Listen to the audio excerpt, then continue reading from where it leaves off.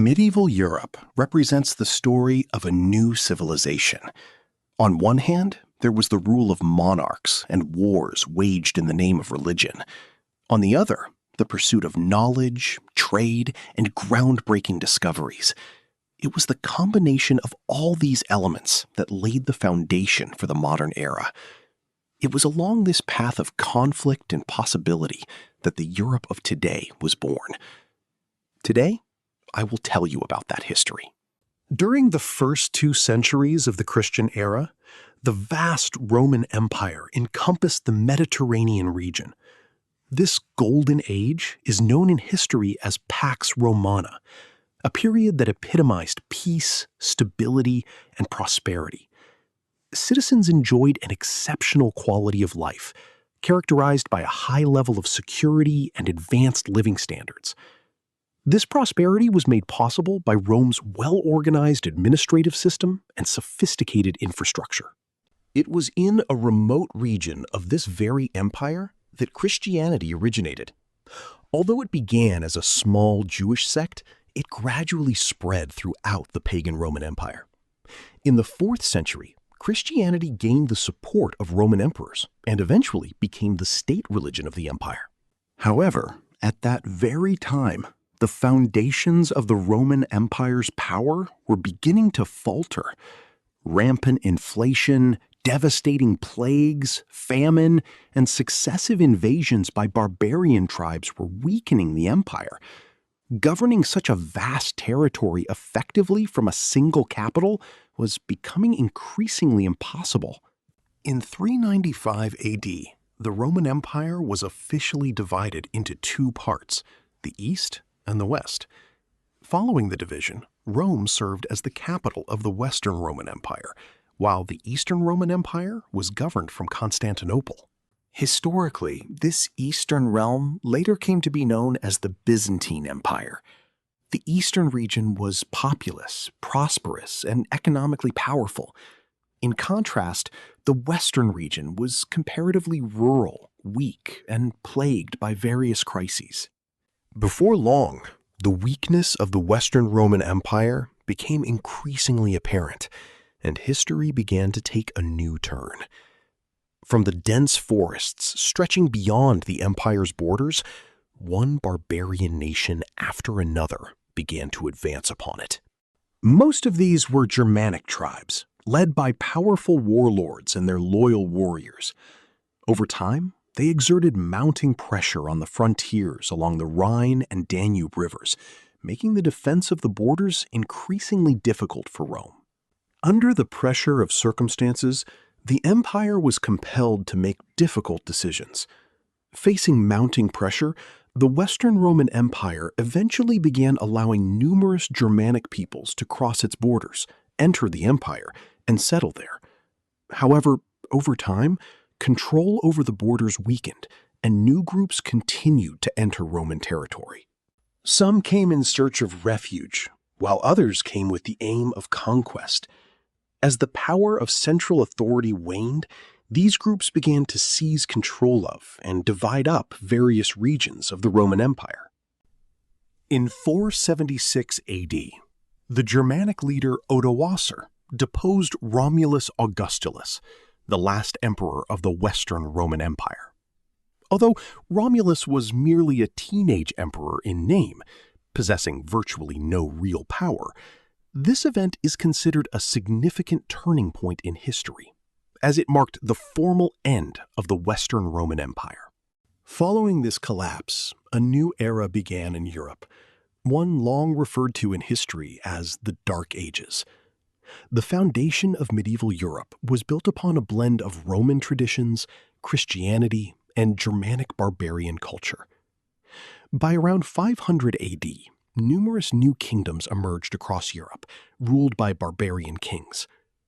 Over time, the intermingling of Roman and barbarian elites gave rise to a new ruling class.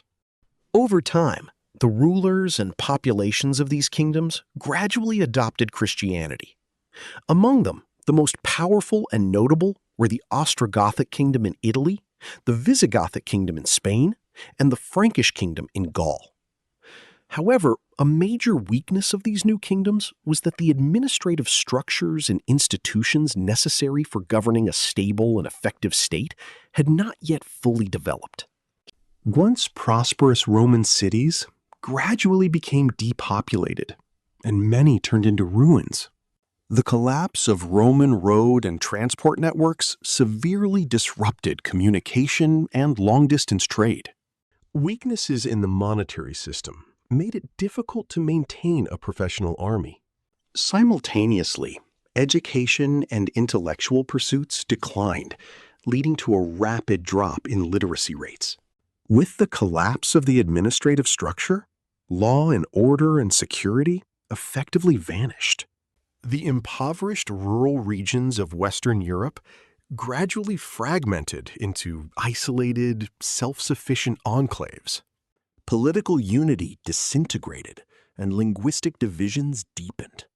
By the onset of the Middle Ages, this once powerful region had become far weaker and more backward compared to neighboring influential states.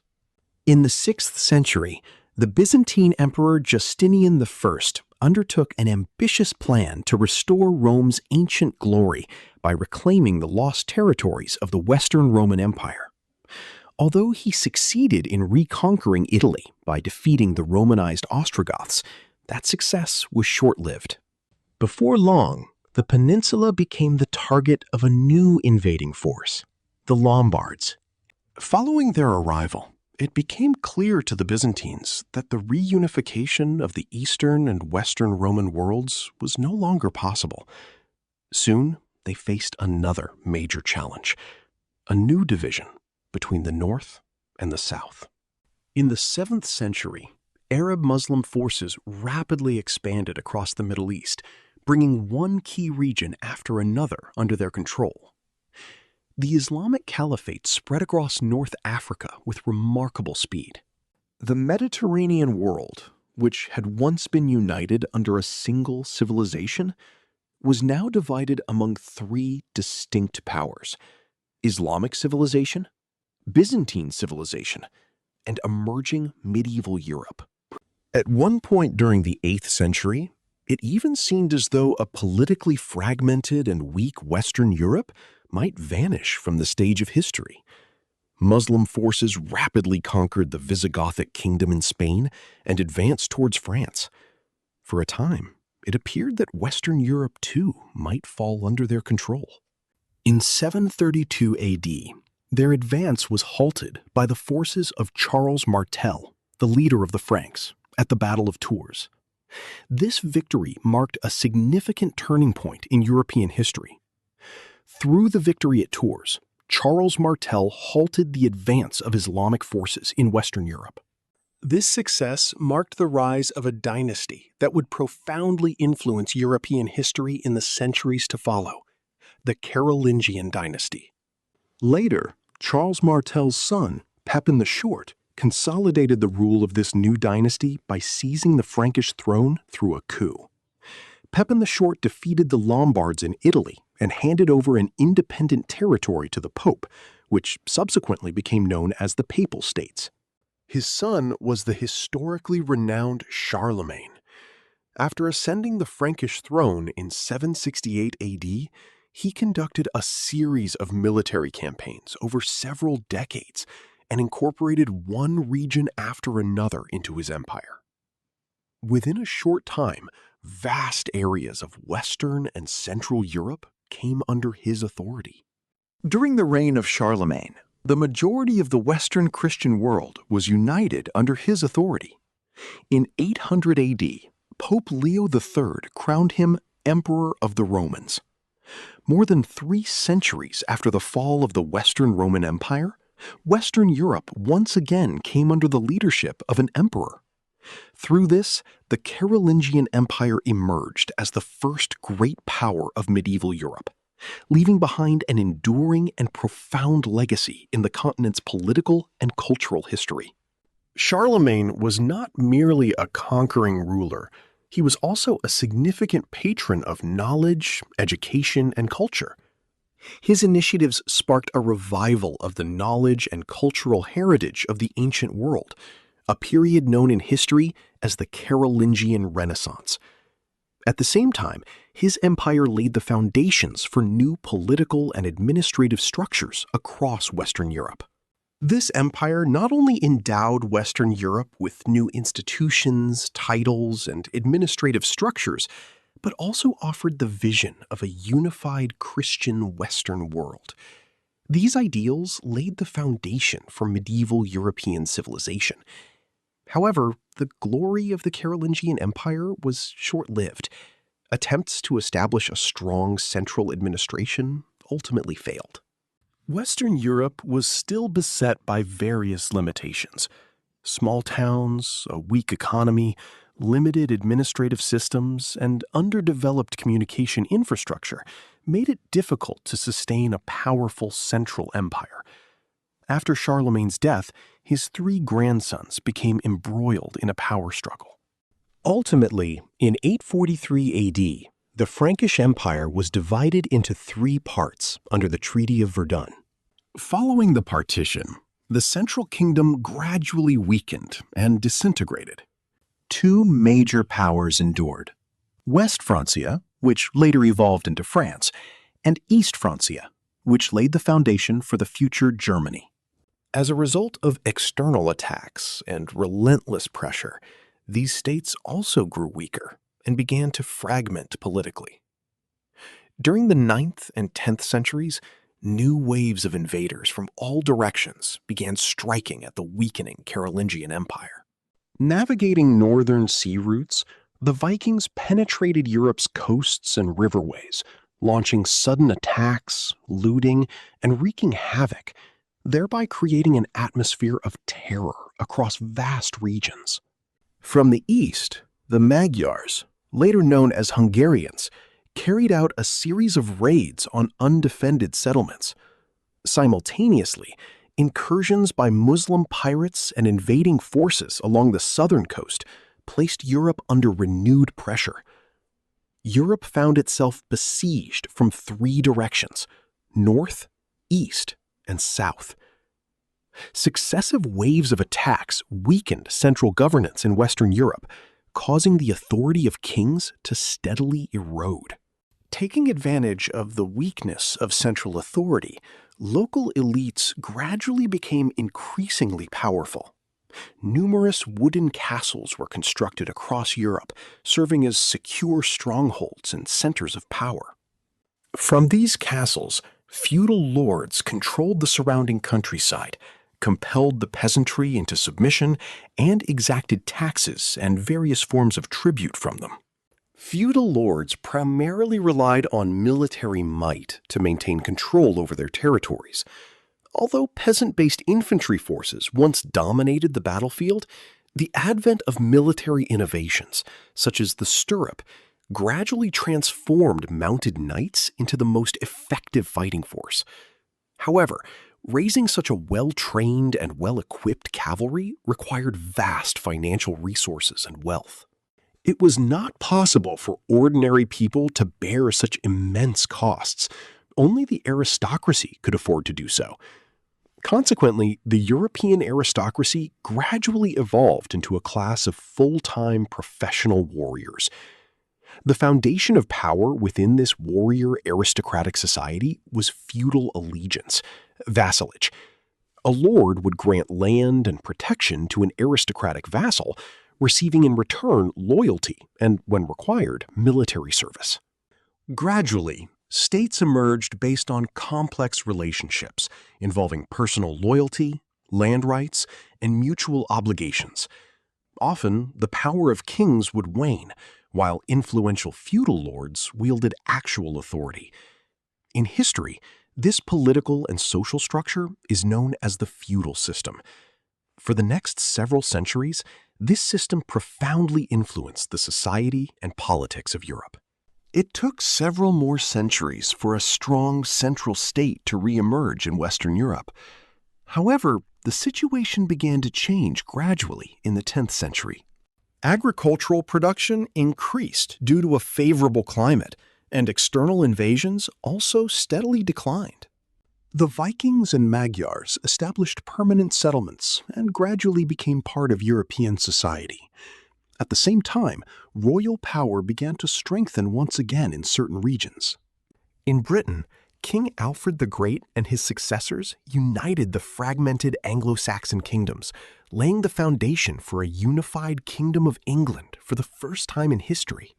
Although political fragmentation in West Francia was not entirely eliminated, the Vikings who settled in the north gradually acknowledged the authority of the Frankish king.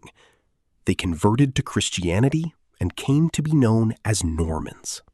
Normandy became their stronghold, serving as a vital defensive bulwark against fresh invasions from the north. In East Francia, Otto I, the king of the Germans, gradually began to consolidate his power. In 955 AD, Otto I defeated the Hungarian forces at the Battle of Lechfeld, putting an end to the long-standing invasions from the east. Subsequently, the Hungarians settled permanently and gradually transformed into a Christian kingdom. A few years after this historic victory, in 962 AD, Otto I was crowned emperor, further solidifying his authority in Central Europe. Europe once again witnessed the rise of a new empire under the leadership of an emperor. This German-led state later came to be known as the Holy Roman Empire. After centuries of turmoil and conflict, Europe gradually began to regain stability, self-confidence, and renewed strength.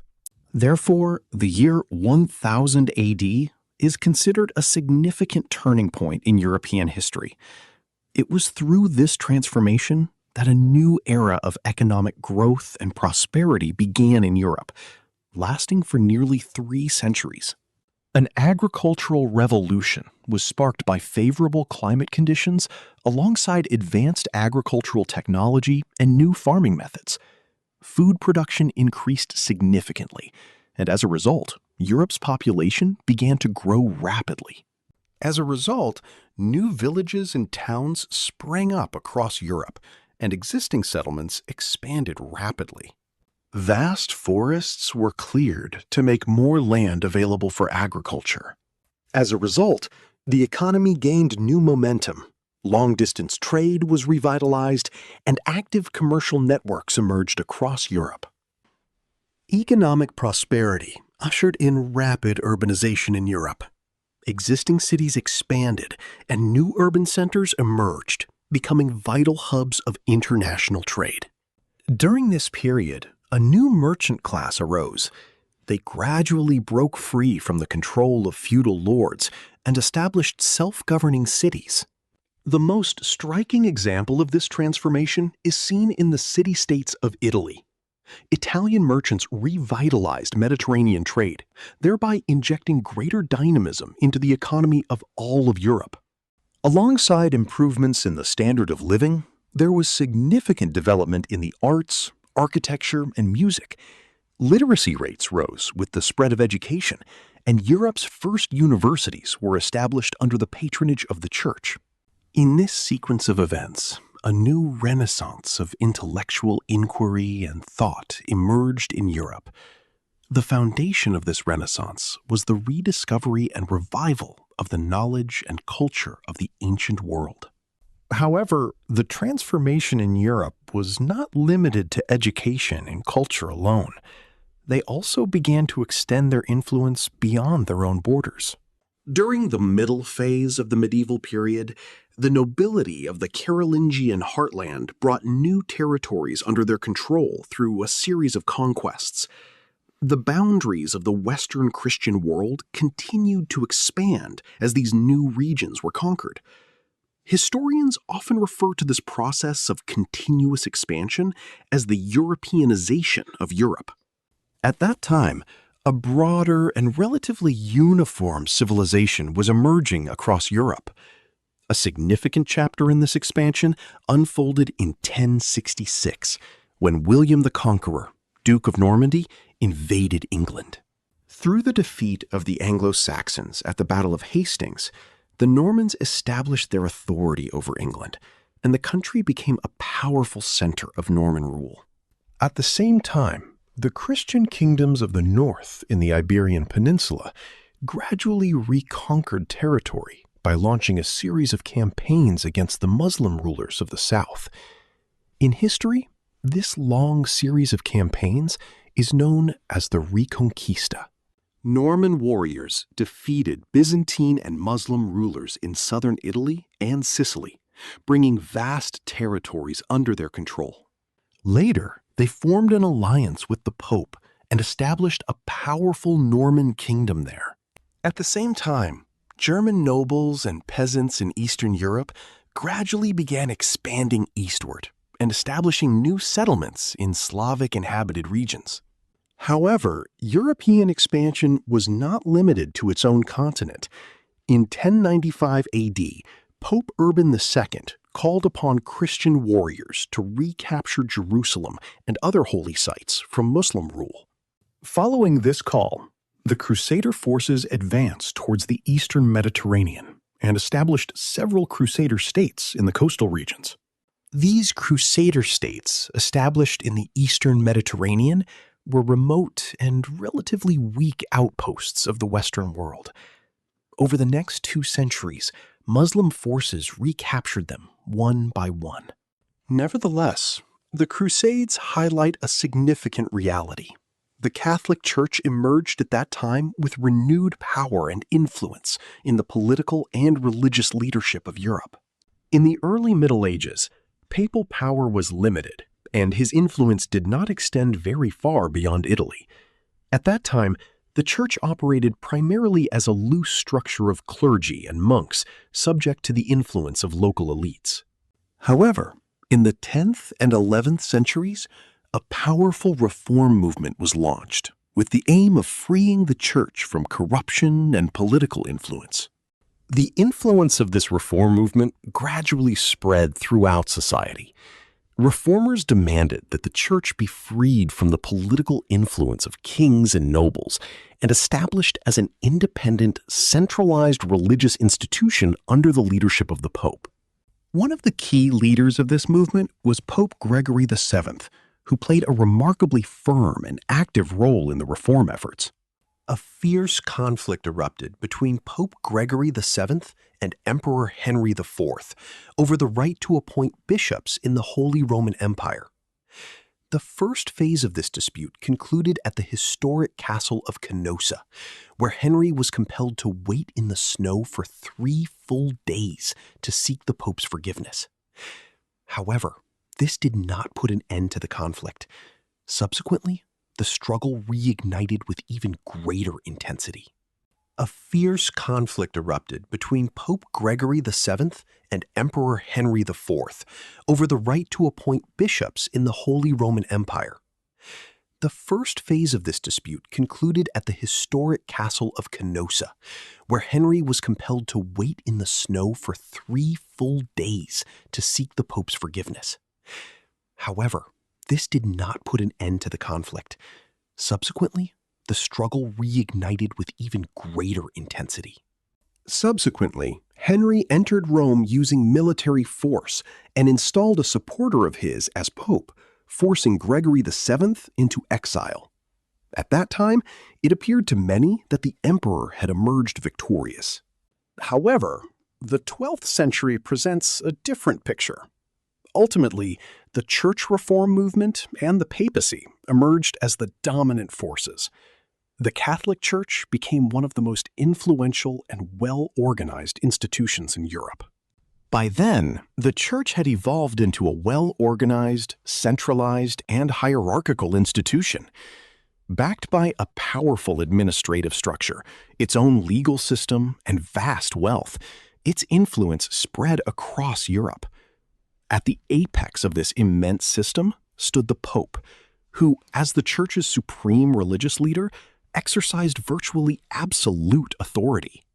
Witnessing the Pope's growing influence and authority, European monarchs also began efforts to further consolidate their own power. However, during the Middle Ages, their authority remained constrained by powerful feudal lords and armed aristocrats.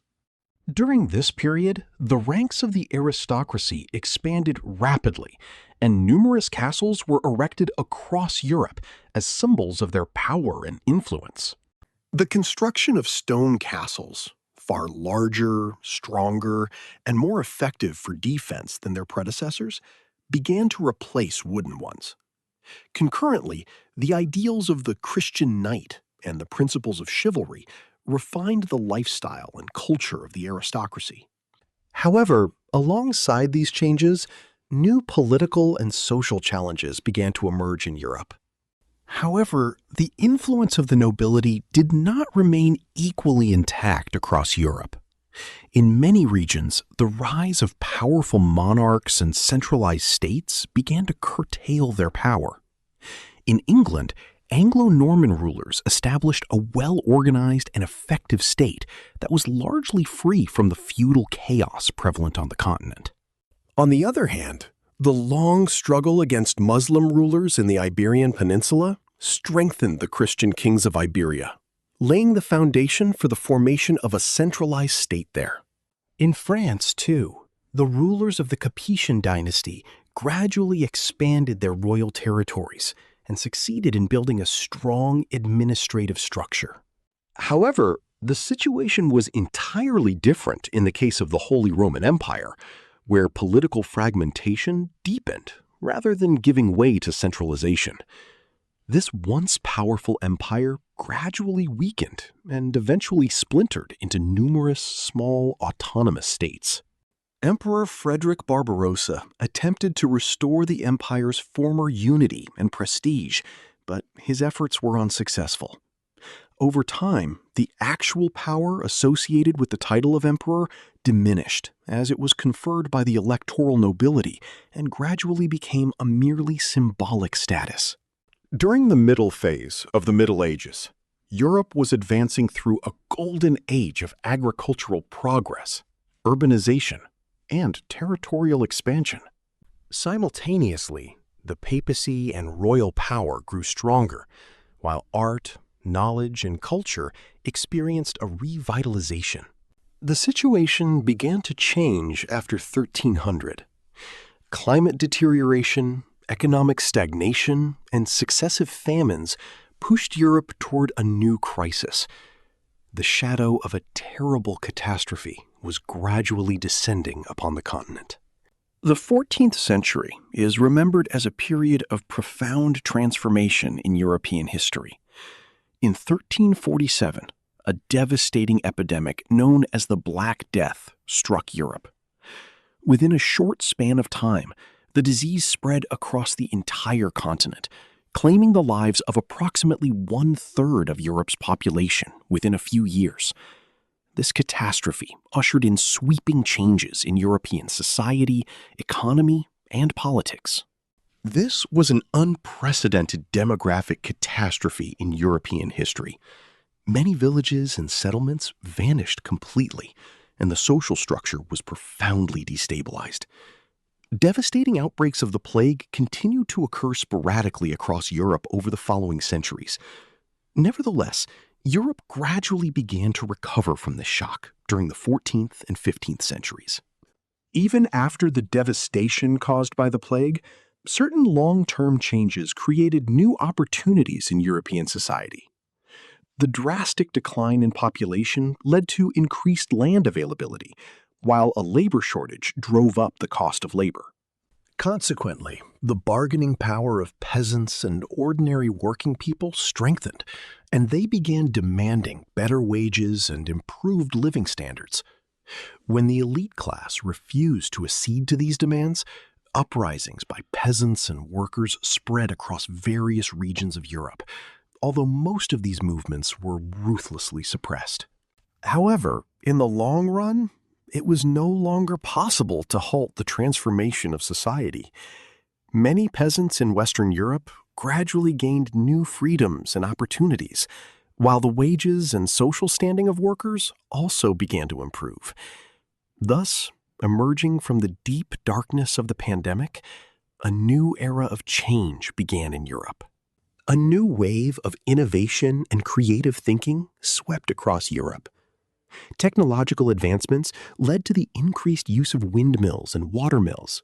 the invention of spectacles, the introduction of new methods for metal production and processing, and ultimately, the advent of the printing press. New cultural trends and intellectual movements began to flourish in rapidly reviving cities. It was during this period that the Renaissance movement began in Italy, with the primary objective of rediscovering the knowledge, art, and culture of ancient Greece and Rome, and elevating them to new heights. Renaissance scholars developed a new perspective on the world and the role of human life. They viewed the preceding 1,000 years or so as the Dark Ages, and believed that Europe could advance toward new progress only through the revival of ancient knowledge. They positioned themselves as a bridge between medieval traditions and the new ideas of the modern era. From the late 14th through the 15th century, the use of gunpowder brought about a revolutionary change in European warfare. Even the once invincible knights and heavy cavalry were no longer safe. A common foot soldier could defeat them from a distance using firearms. Due to the power of cannons, the defenses of even Europe's strongest fortresses were no longer impregnable. However, raising and maintaining new types of infantry and artillery forces was extremely costly, a feat possible only for powerful monarchies. Consequently, the kings moved towards establishing sole control over military power within their own territories. Gradually, they curtailed the influence of feudal lords, established a centralized administrative system, and further consolidated their authority. The king's control over the aristocracy also steadily strengthened. Having lost their former dominance based on military power, many nobles assumed new roles as administrative officials and key members of the royal court under the rulers. Thus, the foundation of the modern sovereign state gradually began to take shape. At the same time, Europe's new military technologies and tactics were being repeatedly tested in a volatile and conflict-ridden environment. The 100 Years' War between England and France brought prolonged destruction and suffering to French territory. Amidst this crisis, Joan of Arc, a young woman from an ordinary peasant family, emerged on the stage of history. Under her leadership, courage, and inspiration, French forces reorganized with renewed vigor and mounted a resistance against the English. Ultimately, the French succeeded in eliminating English dominance from their territory. The marriage of Ferdinand of Aragon and Isabella of Castile on the Iberian Peninsula united two powerful kingdoms and laid the foundation for a unified Spain. Their joint forces captured Granada in 1492, which was the last major stronghold of Muslim rule on the peninsula. This political unification played a crucial role in the rise of powerful centralized monarchies and modern nation-states in Europe. Powerful states like France and Spain gradually succeeded in establishing their unity and centralized systems of governance. However, many regions, such as Germany and Italy, had to wait several more centuries for this unification. Towards the end of the Middle Ages, Europe not only recovered from a prolonged period of crisis and catastrophe, but also forged a new path, marked by emerging political forces and a cultural awakening, leading towards the modern era. After recovering from the devastating blow of the Black Death, Portugal gradually rebuilt itself on a solid foundation. Over time, their focus was no longer confined solely to internal development. They ventured forth to explore new horizons via sea routes. Around 1500, the Portuguese sailed around the coast of Africa, opened up a trade route to the Indian Ocean, and established contact with the Far East. Meanwhile, Spain also began to advance in the exploration of new regions of the world through westward expeditions. The voyage across the Atlantic Ocean to the Americas marked a watershed moment in world history. Many historians regard Christopher Columbus's 1492 expedition as a symbol of the end of the Middle Ages and the dawn of the modern era. In the ensuing centuries, The voyages, colonization, and global expansion of European powers profoundly altered the political, economic, and cultural map of the world, an impact that remains evident in today's modern world. Thus, the long and turbulent history of the Middle Ages gradually drew to a close, opening the door to the modern world. Having traversed countless chapters of war, empire, religion, knowledge, and discovery, human civilization has entered a new era. With the end of the Middle Ages, a chapter closed, but simultaneously, a new era began that has made the world more interconnected, powerful, and complex than ever before.